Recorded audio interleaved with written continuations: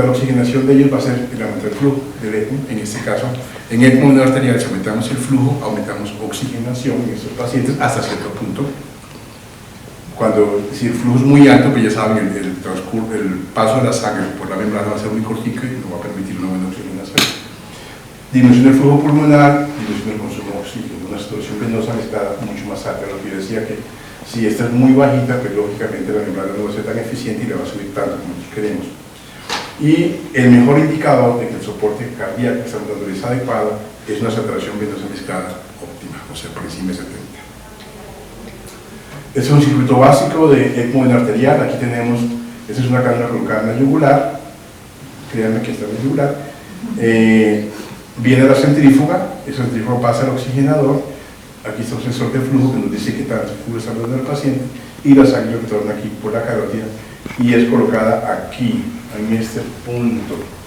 La cánula llega hasta acá, debe llegar hasta acá porque si queda muy adentro va a obstruir la aorta. Si se queda justo ahí, además si queda muy adentro que no obstruye la aorta, va a producir un jet muy fuerte sobre las valvas de la aórtica y la pueden dañar. Además del aumento de la poscarga hacia el ventrículo izquierdo puede ser muy grande. Entonces hay que tener la cánula en su sitio y eso pues ya el cirujano sabe cuánto debe meterlo, y además por eco uno guía de que sí quede en posición adecuada la cánula. Sobre todo la arterial es muy importante porque esa puede hacer mucho daño. La venosa, pues el problema es que puede que no tenga buen flujo, pero la arterial produce daño. El otro tipo de ECMO que hacemos es el venovenoso, que es el que usamos para pacientes con problemas respiratorios puros. Van a mejorar el intercambio gaseoso pulmonar, no da ningún soporte a la función cardíaca. Entonces tenemos que tener una función cardíaca adecuada para hacer ECMO venovenoso. Pero vuelvo y les digo, muchos pacientes, con el solo hecho de oxigenarlos mejor, la función miocárdica inmediatamente mejora. Y hemos tenido uno de los últimos niños que tuvimos, comenzamos en ECMO venoarterial y luego al cabo de unos 4 o 5 días pasamos a ECMO venovenoso, porque ya necesitamos el soporte cardíaco. Entonces quitamos la cánula arterial y se le puso otra cánula venosa y le hicimos un ECMO venovenoso. Entonces arrancamos, eso puede hacerlo, o arranca el venovenoso y lo pasa a venoarterial, también puede pasar. Si ustedes ven que la función miocárdica se deteriora en un paciente que está en venovenoso, pues tienen que canular y ponerle venoarterial. O sea, uno puede hacer todas las combinaciones que uno quiera, o sea, poner las cánulas que uno necesite por donde quiera y hacer las modificaciones que uno quiera con tal de poder oxigenar y mantener la función miocárdica de ese paciente. Al principio da como susto hacerlo, pero ya después uno como que le coge la confianza y si el cirujano está de acuerdo, pues pone las cánulas que uno necesita. La saturación que vamos a hacer en el ECMO es muchísimo menor en estos pacientes. Vamos de estos de 75-80%. Entonces uno sabe que este paciente va a saturar mucho menos, pero ¿cómo garantizamos la entrega de oxígeno? Subiendo la hemoglobina. Entonces estos pacientes manejamos con hemoglobinas altas, con hematocritos de 40, 45. Y de esa manera hacemos el cálculo y miramos tanto de flujo, hacemos el cálculo del contenido, listo, tenemos tanto de entrega de oxígeno, estamos bien.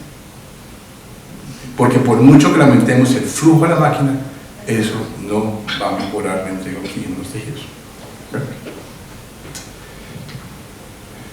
Pues indicaba fallo respiratorio, la sangre sale del sistema venoso y central y regresa a la vena central. El gasto cardíaco del paciente menos eficiente, aquí está la saturación entre 35. 95 eso es casi imposible, pero pues hay casos que de vez en cuando uno ve que por ratico sube 95 de saturación, pero no es usual. Y lo que he dicho antes, al mejorar la función pulmonar, mejora la PaO2. Entonces, eso es un indicador de que ya el paciente va mucho mejor. Porque la radiografía puede ser igual de inmunda, blanca. Pero vemos que poco a poco la PaO2 del paciente empieza a mejorar. Y eso quiere decir que ya el pulmón ya está contribuyendo a la oxigenación de ese paciente y a la retirada de CO2. Entonces, es un indicador que vamos bien. Y que hay que estar pendiente que pronto ya en un momento dado ya el paciente puede sacarse de ECMO, así la radiografía no esté perfecta. Para pues la ventaja es que no usamos la carótida, hay menos riesgo de embolismo, el flujo es pulsante porque es el corazón el que da el flujo, así que pues, la presencia de falla renal en este tipo de ECMO es muchísimo menor que en los ECMOs anteriores. La PVC sí es confiable y puede presentarse recirculación en el circuito de ECMO. ¿Qué quiere decir esto? Que la sangre que llega a la aurícula derecha puede ser chupada nuevamente por la cánula que saca la sangre. Entonces, uno puede estar en un círculo vicioso en el cual la sangre de la membrana o la sangre venosa del paciente está con una pH de 200 y la pH del paciente está en 20. Entonces el problema de la circulación que uno tiene que ver cómo lo lidia, si separando las cánulas o poniendo las cánulas en otro sitio o cambiando el modo de veno venoso a un veno arterial monitorado. Ese es el ideal. Desafortunadamente Avalon ya no está en Colombia y ya no estamos utilizamos creo que parece que tuvimos una cánula Avalon una vez con eco veno venoso en un niño. Es una cánula única que tiene un puerto por el cual devuelve la sangre al paciente, en este caso ahí está frente a la cúspide, y tiene dos puertos por los cuales chupa la sangre. Entonces esos dos chupan la sangre, van al rodillo, van a la membrana, entonces aquí se los muestro ahora, y retorna por acá. Ese tipo de cánulas hace que lógicamente el fenómeno de recirculación sea muchísimo menor, porque esto ya está establecido a cierta distancia, y si la cánula está colocada en el lugar donde debe ser, pues eso funciona muy bien. Desafortunadamente ya en Colombia no se consiguen. Vino otra marca que se llama Origen, alcanzamos a usar una cánula Origen también en niños, en neonato, pero también dejó de traerlas a Colombia porque pues si nosotros somos los únicos que las consumimos, si consumimos una o dos por año, pues lógicamente el negocio no les interesa. Entonces Origen dejó de traer las cánulas a Colombia. Avalon dejó de traer las pediátricas, creo que también las de adultos tampoco dejó de traer las de adultos. ¿Sí, bueno, yo voy a hacer las de adultos, pero pediátricas no voy a traer porque como digo, consumen muy bajito, entonces pues, no nos hagan gusto con eso, pero es el ideal. Aquí está la cánula Avalon colocada en su sitio, y aquí está la punta de cánula, un niño con un pulmoncito un poquito enfermo, pero mejoran y salen. Aquí está cómo queda la cánula colocada. Aquí está el puerto de entrada hacia el paciente, aquí retorna la sangre y aquí está el puerto azul que es por el cual sale. Todo el tiempo siempre está marcado azul y rojo, ¿no? Para que no se confunda. Porque se puede confundir, o sea, puede cualquiera confundirse, entonces siempre está todo marcado azul y rojo para que no sepa para dónde va la sangre, si está saliendo, está regresando. Y eso es la cánula cuando uno usa doble cánula, como yo les mencionaba, aquí está la cánula, aquí está la cánula venosa, aquí abajo femoral, porque chupa la sangre, va a la centrífuga, va al oxigenador y retorna por la cava superior a la aurícula derecha, y eso es lo que uno quiere, que la mayoría de la sangre que uno retorne pase a la cúspide, pase al ventrículo derecho, y que poca sea la sangre que chupe por acá nuevamente. Esa es una opción, o uno lo puede hacer al contrario. Cuando uno ve que no tiene cómo canularlo con una sola cánula y necesita canularlo con dos cánulas, pues puede hacer lo contrario. Chupo por acá, porque por acá sí sabemos que pues, la cánula queda en la aurícula y pues no se va a colapsar, pasa a la centrífuga y se vuelve al oxigenador y la retorna por acá. Haciéndolo así, el problema es que el fenómeno de recirculación va a aumentar muchísimo, pero uno sabe que puede opcionar al paciente. O sea, la otra opción, uno chupar por acá y volver por acá. De cualquiera de las dos formas se puede emplear. La más utilizada es la anterior, es esta, porque con ese fenómeno de recirculación es muchísimo menor, y créanme que la recirculación puede ser un problema en esos pacientes. Ahora sí, aquí montamos ejemplo. Se hablaba, y este número de 40, es que este número de 40 salió de estudios en neonatos. Chisme, el índice de oxigenación nunca fue validado en niños, nunca. Yo para en el 85, ya hace décadas, cuando estaba haciendo el trabajo de ECMO, me puse a buscar el índice de oxigenación, de dónde venía. Y buscando, finalmente había un artículo publicado, no me acuerdo del autor en este momento, en el cual pues, se le ocurrió ese índice, pues, me parece muy bien que se haya ocurrido, pero nunca se validó. Sino que como no había nada diferente, a partir de ese número todo el mundo empezó a utilizar el índice de oxigenación y el índice. Ahora les mostraré por qué 40. Y el índice de oxigenación antiguamente era 40, pero actualmente estamos utilizando un índice de oxigenación mayor de 25, porque a veces esperar a que llegue a 40 es muy tarde.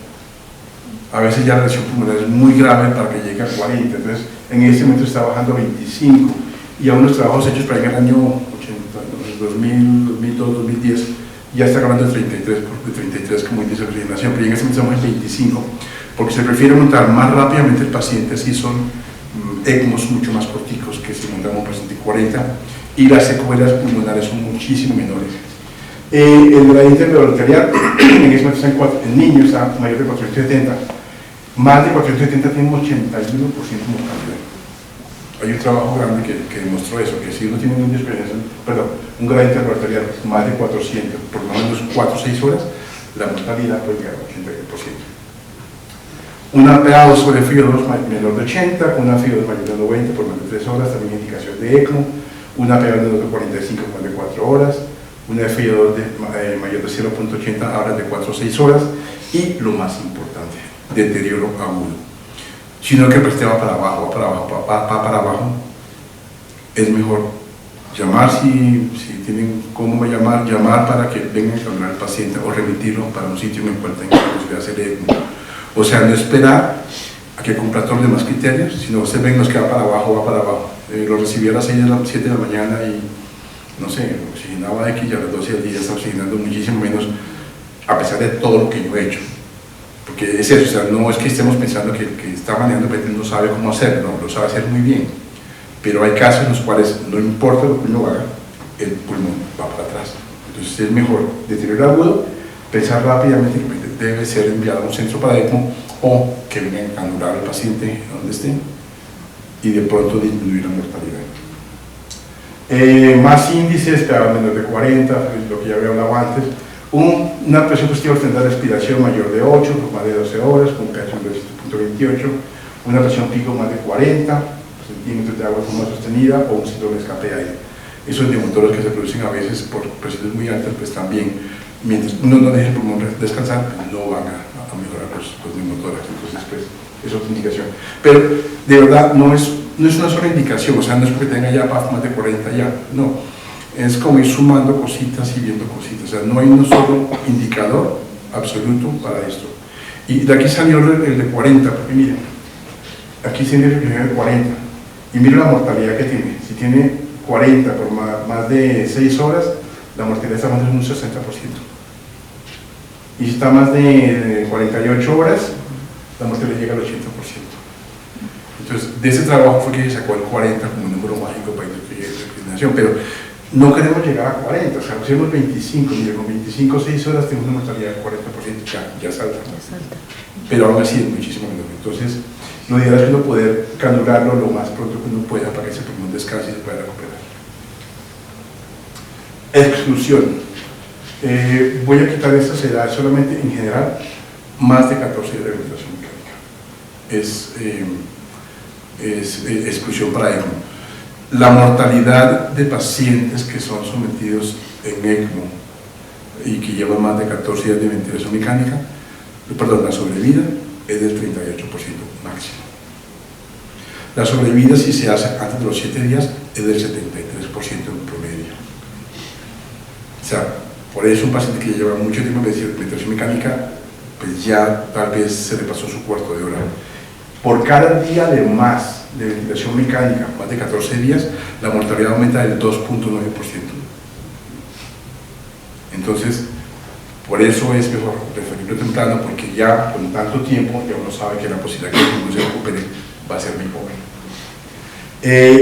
Cuando hay un daño pulmonar irreversible, o sea, cuando hay una enfermedad pulmonar de base, pacientes con neumopatías crónicas que se agudizan, no son candidatos para ECMO, porque la neumopatía crónica no se va a mejorar y no hay en Colombia un programa de trasplante pulmonar.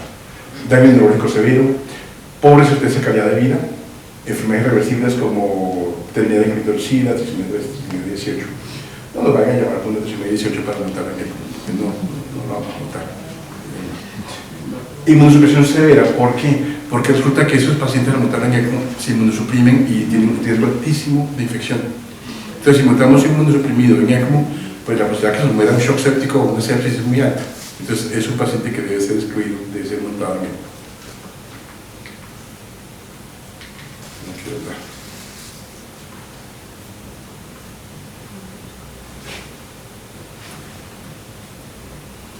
Se bloqueó.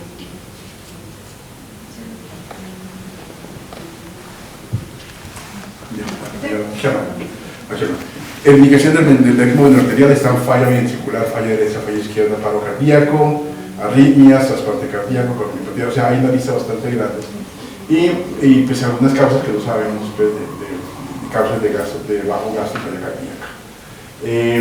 Para nosotros una de las causas grandes es estas fallas de desarticulación corpórea o disfunción aguda, pues cardiotomía también es otra indicación. Exclusión para eco cardíaco, cualquier tipo de enfermedad cardíaca irreversible en un paciente que no es candidato para trasplante cardíaco. Pero ahora, si el paciente tiene una edad suficiente, puede ser sometido a un sistema, a un dispositivo ventricular, un VAR, el hardware o el HeartMate. ¿Okay? Entonces, el ECMO se usa si no es candidato ni para trasplante ni por un dispositivo, entonces no se debe colocar. Si tiene una enfermedad cardíaca muy grave, con anomalías, sea una cardiopatía muy compleja, corazón ventricular, ¿qué será? No sé, sin pronóstico así cardíaco, como arreglar, pues no se debe meter. Eso es lo que le vamos a ustedes del ECMO. En este momento van 112.000 pacientes recolectados en la base de datos de la ESO. Eso es enero de este año. De los pacientes pediátricos pulmonares, la sobrevida a salida del hospital es 58%, de canulados al 71%. El cardíaco tenemos también de canulados al 71% y sobrevida un 52%, un poco menor. El ECMO RCP, a mí me parece que eso es demasiado optimista, 43% sobrevida de ECMO RCP, y lo digo porque en esta base de datos, una crítica que hicimos ahora hace un mes, en esa base de datos el problema es que están metiendo en un RCP, perdón, reportan como ECMO RCP, paciente que estuvo en paro y lo montaron de ECMO. Entonces, ese dato está falseado, porque la sobrevida de verdad no está más allá de un 20 a 28% cuando se hace ECMO RCP. O sea, la sobrevida es bastante mala. Y como digo, esos datos son falsos. Pues falsos no, o sea, están mal tabulados porque están metiendo pacientes que no son verdaderamente ECMO RCP en el grupo reportados como ECMO RCP. Entonces, como verán, esa es la sobrevida global. ¿Qué tiene de malo también la base de datos de la ELSO? Pues que aquí en la ELSO reportan grupos que hacen un ECMO al año, por ejemplo. Entonces, si no es un ECMO al año, la posibilidad de que tenga buenos números pues son bajitos. Entonces, ese ECMO 1 o 2 al año, pues lógicamente baja las estadísticas. Y sí, hay centros que tienen sobrevidas del 80 y pico por ciento en esto para el respiratorio y para el cardíaco, pero pues eso no se ha reflejado en el reporte de la ELSO porque todo el mundo reporta. No me acuerdo en este momento cuántos centros son en el mundo, pero más de 100 centros en el mundo reportan a ELSO. Bueno. La meta en el ECMO pues es limitar el daño iatrogénico causado por la ventilación mecánica y evitar cualquier tipo de complicación que obligue a jóvenes a estar templando el circuito de ECMO antes de una adecuada recuperación del pulmón o de la función cardíaca. Como ustedes verán ahora, la lista de complicaciones es muy larga y ya se las voy a mencionar. Primero les hablo de otros usos del ECMO en sepsis, en shock séptico utilizamos y hemos utilizado pacientes en shock séptico. Por fortuna nos ha ido bien, pero pues, es un reto shock séptico el paciente en ECMO. En RCP, creo que el día que hable de RCP voy a decir la verdad sobre el RCP, que no es tan fácil y nosotros decimos que no, es mejor no hacerlo, no en nuestro medio. En vía aérea quemada es importante, inhalación de humo, trauma pulmonar y preservación de órganos, que esto tiene unas implicaciones éticas importantes. Esa muerte cerebral, pero para que no se dañen los órganos, montamos en ECMO para preservar los órganos, para poder sacar hígado, riñones, corazón, etc. Entonces, otra indicación que tiene, la están usando más en Europa. En Estados Unidos hay un poquitico de resistencia a esto, pero pues ya saben que sí se puede hacer ECMO para preservar órganos. Otra cosa que está usando el ECMO, que no está mencionado acá, es para sacan el corazón y van a transportarlo 10 o 12 horas a un sitio para trasplante. Entonces lo que hacen es, lo canulan, montan el corazoncito en ECMO y lo meten en ECMO, una maquinita de ECMO portátil. Yo tengo fotos desafortunadamente de las que usamos y pues se lleva el órgano a otro sitio, 10-12 horas, y no tenemos el problema de isquemia que tienen cuando se hace trasplante de un órgano, y sobre todo cuando más de 4 o 6 horas, que ya sabemos que la posibilidad de que el trasplante sea exitoso es muy buena. Entonces se usa ECMO también para eso, o sea, para preservar, no solamente preservar para mantener todo el paciente intacto, otros órganos, sino también para coger el hígado o el corazón y poderlo mantener viable durante varias horas. Manejo específico, el plano político de coagulación, analgesia, sedación, ventilación, nutrición, diuresis, rápidamente. usamos ACT para tiempo de coagulación, usamos bolos de heparina. El ACT, eso es lo que estaba recomendando antiguamente, parámetros muy altos de anticoagulación. Nos hemos bajado muchísimo a 140, porque usamos eso que recomendaba la ESO, nos sangraba mucho. Hacemos recuento de plaquetas cada 6 horas o cada 8 horas, fibrinono, transfusiones. Y aunque los circuitos están con recubrimiento de heparina en algunos casos o con algunos productos que puedan disminuir la agregación plaquetaria, sigue habiendo agregación plaquetaria y sigue habiendo consumo de plaquetas, sobre todo en las membranas, y cuando hacemos hemofiltro, lógicamente más consumo de plaquetas. Necesitamos, para hacer ECMO, un buen banco de sangre, tener siempre críos, plasma, glóbulos y plaquetas disponibles las 24 horas al día y en cantidad suficiente. Cuando vamos a comenzar ECMO, llevamos al laboratorio. Vamos a comenzar ECMO guárdame 5 de cada cosa. Entonces, ya saben, 5, 5, 5, 5, y tenemos para ponernos las 24 horas. En sedación, pues utilizamos bloqueo neuromuscular, usamos benzodiazepina narcótica, propofol, no usamos medina porque nos prohibieron ahí. Era excelente, era maravilloso. Usamos dexmedetomidina en ECMO, era buenísimo. Mantenemos los pacientes despiertos en ECMO. O sea, están sedados, tienen muy buena analgesia y están despiertos. No tengo un video, pero nuestros chiquitos están despiertos, moviéndose y los voltean y hacen la terapia, en fin, los mueven para todos lados. Tratamos de mantenerlos despiertos para tratar de evitar la atrofia muscular que pueden generar por tanto tiempo que van a estar. Lógicamente vamos a tener un problema de volumen de distribución con el ECMO porque vamos a casi a duplicar la cantidad del volumen del paciente, además que si usamos hemofiltro, pues vamos también a aumentar la expresión de esto. Ventilación mecánica, cuando comenzamos ventilación mecánica utilizamos básicamente presión pico 10 centímetros por encima del PIB. El PIB usamos PIB más o menos de 10 a 12 y usamos una presión pico 10 por encima del PIB. O sea, estamos hablando entre 18 y 20 de presión pico máximo, un PIB de 10, de 8 a 10, frecuencias respiratorias de 10 a 12 por minuto, mira que está el PIB, y una FIO2 que usamos entre 0,3 y 0,4, usualmente 0,3 que usamos de FIO2 en esos pacientes. Con eso es suficiente. Si no podemos alimentarlos por vía enteral, usamos alimentación parenteral total. Las primeras 24 horas no les damos comida, pero vamos a que se recupere la parte de isquemia intestinal que tuvo que haber sufrido por la hipoxia, y luego le empezamos, lo que digo yo, agua al medio, más o menos. Por suerte, empezamos a dar un poquitico de exorcita diluida por las onditas y tolera bien, vamos avanzando y ya lo pedimos alimentación integral completa. Si no se puede, porque se distiende, le comenzamos nutrición parenteral total. Hay una cosa de lípidos, ahorita están dando cuenta que realmente los lípidos poco nos dañan la membrana, porque el miedo era que los lípidos se adhieran a la membrana del ECMO y nos puede dañar la oxigenación. Hemos perdido un poquitico respecto a eso y que estamos ya usando lípidos, no total todos los lípidos, pero para que sea medio gramo por kilo, aumentar el aporte calórico. Pues hay que ver si beneficia o no beneficia alimentar a algunos pacientes con vía enteral o con vía parenteral.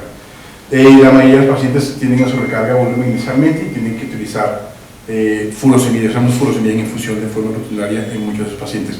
No usamos bolos porque ponemos el bolito y orino 500. En los siguientes 10 horas no orino nada. Entonces usamos siempre infusiones de furosemida que usamos de 0,01 hasta 1. Si vemos que vamos trepando la dosis de furosemida y no orina, el hemofiltro, ya.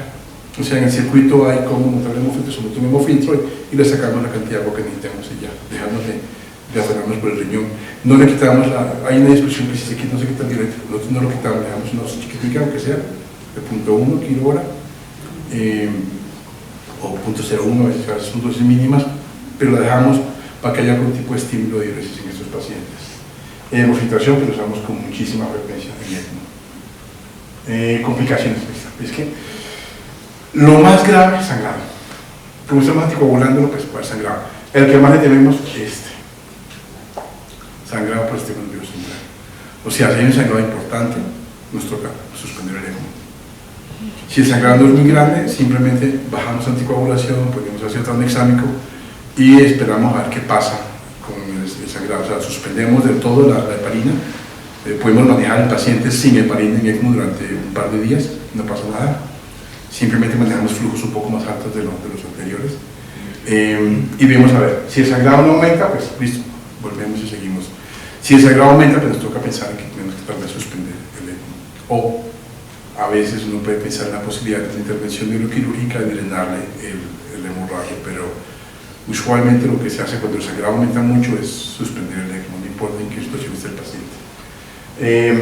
Convulsiones, embolismo, infecciones, daño renal, miocardio torcido, como vean. Y pues puede fallar el oxigenador, se trombosa, puede suceder. Hay que tener uno siempre cerquita, por si acaso eso llega a pasar. Trombos en el circuito, donde hay flujos lentos, básicamente en los conectores puede haber trombitos. Que si son en el lado venoso no nos afecta mucho, y son en el arterial hay que cambiar todo, nada que hacer. La bomba puede fallar, o el indicador de calor. Hasta ahora no hemos tenido falla de bomba, pero es un evento que puede suceder en cualquier paciente. Nuestros números: 2011, 2 ECMOs, 7, 8, 11, 10, 17, el año pasado 44 ECMOs. O sea, ha ido aumentando de forma exponencial. Este año van para 24 van hasta este momento de pacientes. Lo que hemos usado, miren, el año pasado hubo el respiratorio, fueron estos de acá. Tenemos un grupo nuevo que es reconstrucción traqueal. Este año ya tenemos 4 o 5 pacientes de reconstrucción traqueal. Se hacen ECMO y a veces salen en ECMO durante un par de días y luego se decantan. Entonces algo que estamos haciendo ahora que es reconstruir la tráquea y se puede hacer, o sea, se puede hacer, lo hacemos. Hay un que llegó ayer de Medellín para ese fenómeno, para reconstruir la tráquea. Vuelve a pasar.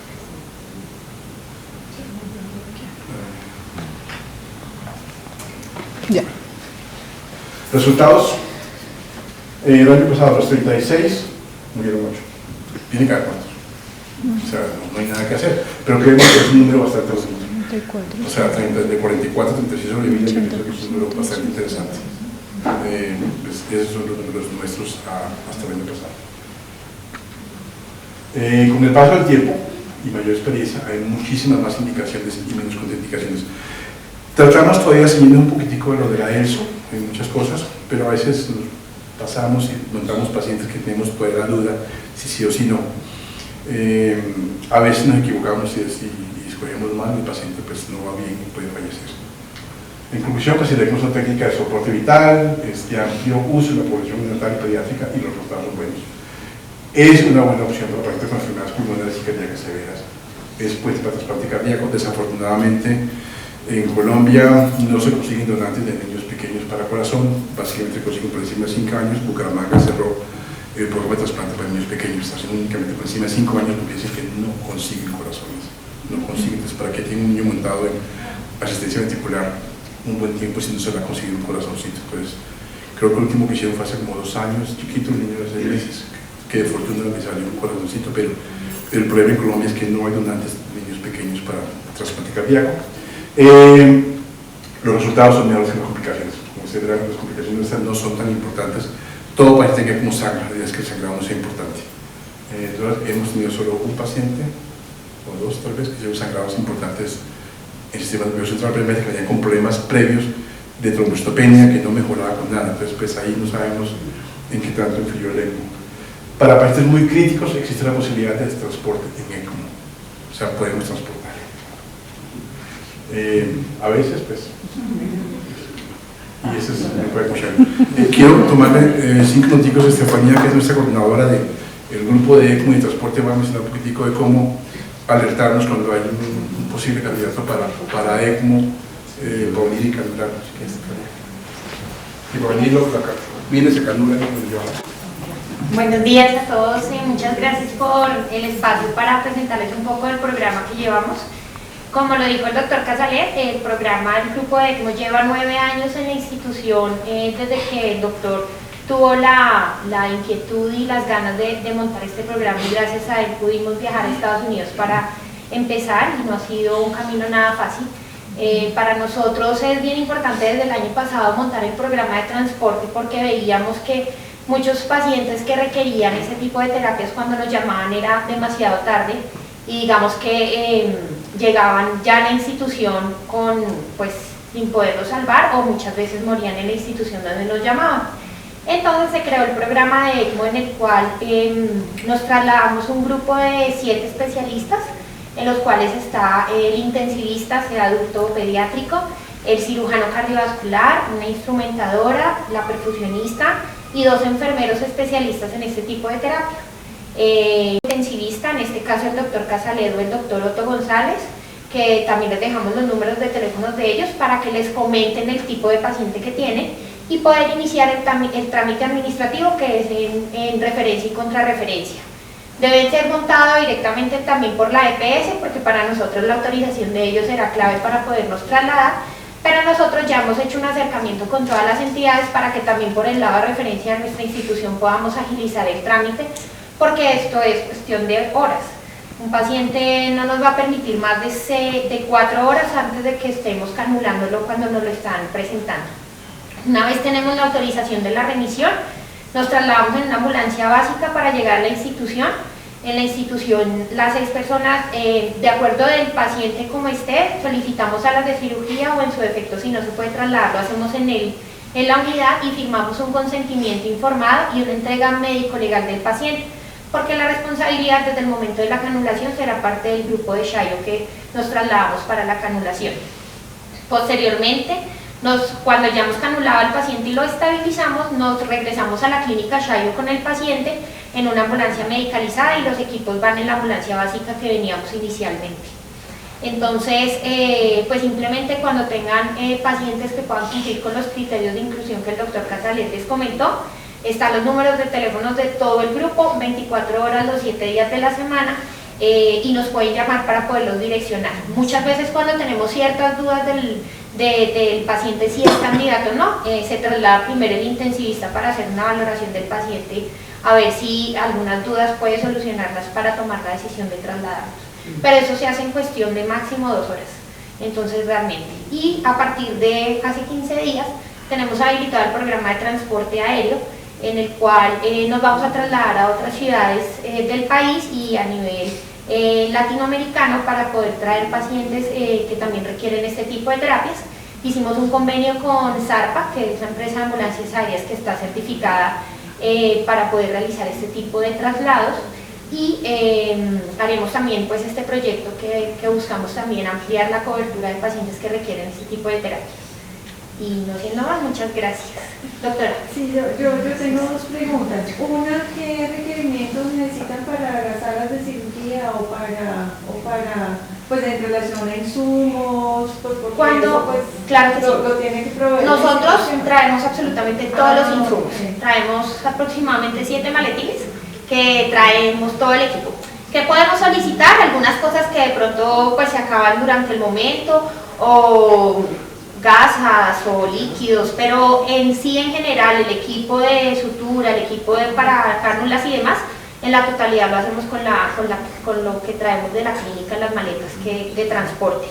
Lo único que necesitamos es salas de cirugía, ecógrafo, para poder realizar guiada la canulación si es necesaria. Pues si va a ser en salas de cirugía y va a ser por disección, pues el electrocauterio, pues que no podemos trasladarlo, pero de resto... ¿El ecógrafo es que para pasar el para ver la posición? Sí. Exactamente, pero no necesitamos nada diferente. Nosotros antes de tomar la decisión y que si íbamos a trasladar, pedimos todo un set de laboratorios que todos los pacientes críticos lo tienen, y lo tienen de horas, entonces con eso podemos trabajar. Pedimos una reserva de 2 unidades de glóbulos rojos o 3 de acuerdo al peso del paciente también, plaquetas, plasma. Lo común es que no las utilizamos sino solamente los glóbulos rojos, porque pedimos es estabilizar la anticoagulación previa a nuestra llegada, o transfundir una féresis de plaquetas o pues según el peso del niño. Pero no solicitamos nada diferente, pedimos bala de oxígeno para poder pues no utilizar las balas que traemos de transporte y no acabarlas.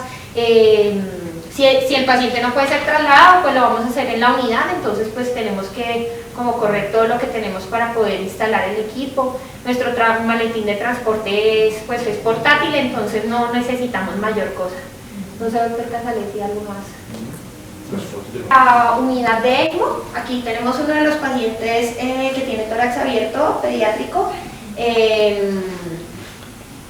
digamos que siempre lo tenemos como en una camilla que nos permite como un acceso más rápido a todo el circuito del paciente, pues dado el tamaño que tenemos.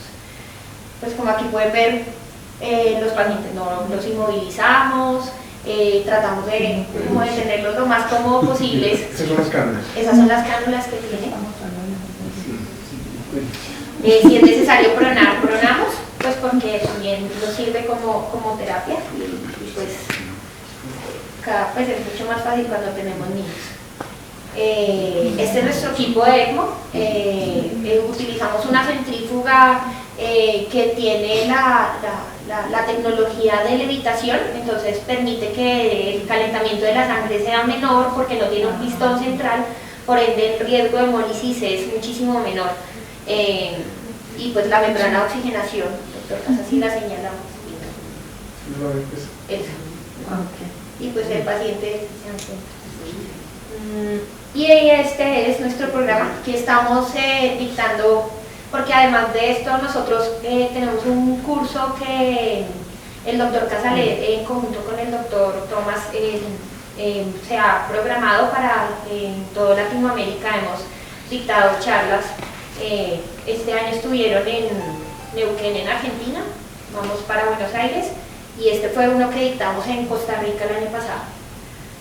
Este es nuestro grupo de ECMO, una parte, realmente somos aproximadamente 55 personas, entre instrumentadores, enfermeros, cirujanos, anestesiólogos, intensivistas, perfusionistas, y aquí está pues tanto adultos como pediátricos, una parte.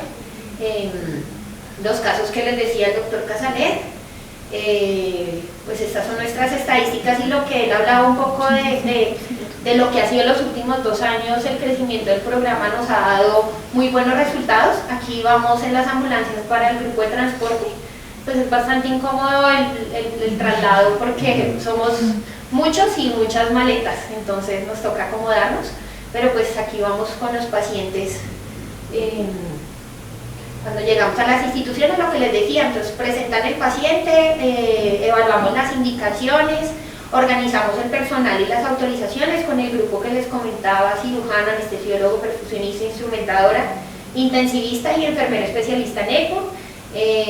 Llevamos todos los insumos y registros adecuados, hacemos el traslado a la ambulancia al centro remisor, hacemos la entrega médico-legal, la firma del consentimiento, se canula el paciente y nos devolvemos a la institución. Estas son las IPS que nos han trasladado pacientes, pues los 22 de 25, hay 3 adicionales. Medellín ha sido uno de los grandes proveedores de nuestro equipo. Este es un neonato de San Ignacio, ese es el de San Ignacio, que fue la chiquita que les comentaba el doctor Casalet, que falleció por, creemos que el déficit de surfactante. Y pues como se dan cuenta, este es nuestro maletín de ECMO, doctor Casalet. Entonces es muy fácil utilizarlo porque todo el equipo ya está montado y simplemente nosotros ahí lo purgamos, entonces no tenemos que trabajar aparte y se puede colgar en las camillas de las ambulancias. Y pues usamos incubadora con neonatos porque la pérdida de temperatura es muy alta con este tipo de pacientes. Aquí tenemos un paciente adulto y se ve un poco mejor el maletín. El maletín es bien pesado, pero es muy práctico de llevar. Aquí pues las complicaciones que hemos tenido realmente no hemos tenido en el 88% de la totalidad de los casos, y solo hemos tenido 3 de adultos. Realmente en pediátricos no hemos tenido ningún inconveniente, pero ha sido sangrado en el sitio de cánula, que fue por el movimiento de la ambulancia, y después de eso tomamos como otras precauciones. Otro fue que llegamos a la institución y el paciente falleció antes de iniciar el procedimiento, y otro fue un embolismo en la guía, que fue una complicación que pues se solucionó con el cambio de la centrífuga. Este es nuestro folleto de ECMO Transporte, que es el que les voy a enviar y prometo hacérselo llegar en físico, que se me quedó. Pero este es el grupo adulto, pero tenemos un folleto específico para el paciente pediátrico.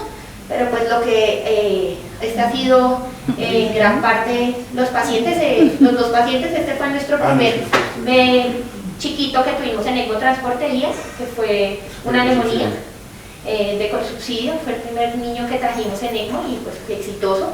Y el paciente adulto que hemos tenido también con el ECMO más prolongado, 47 días. Y los 2 fueron ECMO Transporte. Y este es nuestro nuevo proyecto, que es ZARPA. Estos son los aviones que vamos a utilizar.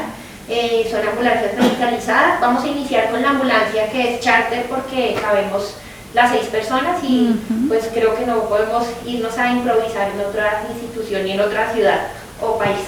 Entonces vamos a iniciar con los vuelos charter y después nos pasaremos al jet que es solo para 4 personas, pero cuando tengamos más. Ya hicimos todo el entrenamiento práctico, todos los cursos que tenemos que hacer de aeronáutica y medicina aérea para poder ser parte del grupo de un país y ser carnetizados.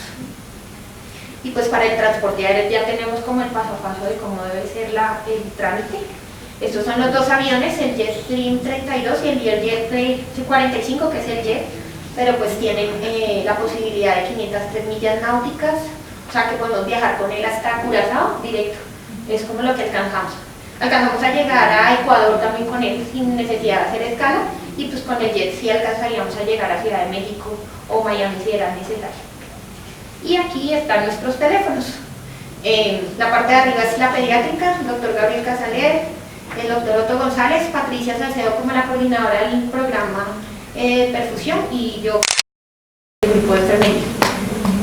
Y este es nuestro correo institucional de ECMO. Cualquier duda que tengan, pues con mucho gusto los atendemos en lo que necesiten. Y eso es todo. Perfecto, muchísimas gracias.